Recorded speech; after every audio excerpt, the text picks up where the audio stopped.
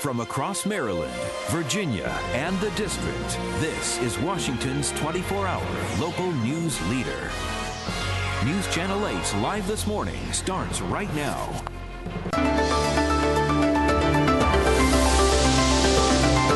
(10:54) on this Monday morning. There's been an awful lot of talk on how health care reform might affect patients. I don't think there's been nearly enough talk on how it would affect physicians. Dr. Anu Gupta is with Radiation Oncology Associates in Radiation Oncology. Let me get that right, Dr. Gupta. And she's a frequent contributor here on News Channel 8, and we always like to see her.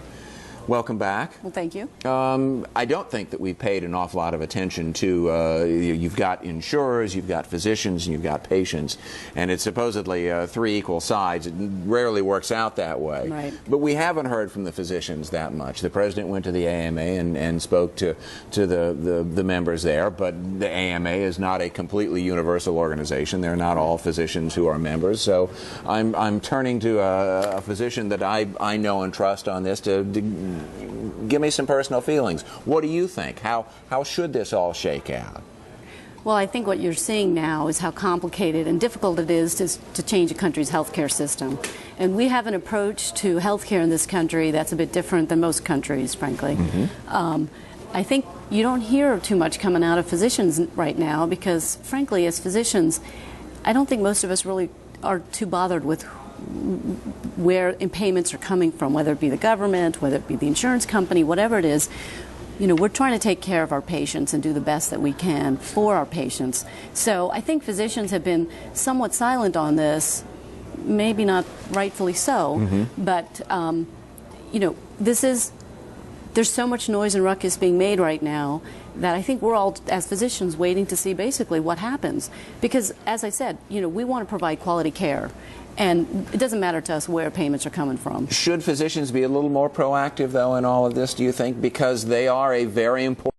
This triad here, and if we know anything in this town is that if you're quiet, you're liable to get run over by the bus that's going right over the top. Something is going to happen one way or the other, and if you want to be a part of it, you need to be in it, not underneath it. Well, I think that's the problem. I think as physicians, we don't actually feel we have much control over where this is going. You know, we're on the front end, but with little control. And, you know, it's very difficult to take care of patients and still be involved with all this other stuff. And that is your job, above all else, is to take care of the patients. This has become a very emotional debate. In your practice, do you get questions from patients? People say, what do you think about this? Well, we get questions, you know, dealing with cancer diagnoses is one of the most frightening diagnoses you can get. Yes. And then on top of it, when you add on all these insurance issues and complaints about, I don't understand this and why isn't this covered, we spend a lot of time doing that kind of education.